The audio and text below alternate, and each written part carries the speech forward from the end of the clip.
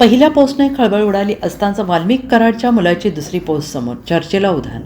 बीड जिल्ह्यातल्या मस्साजोग गावचे सरपंच संतोष देशमुख यांची हत्या करण्यात आली. या घटनेमुळे राज्यभरात मोठी खळबळ उडाली.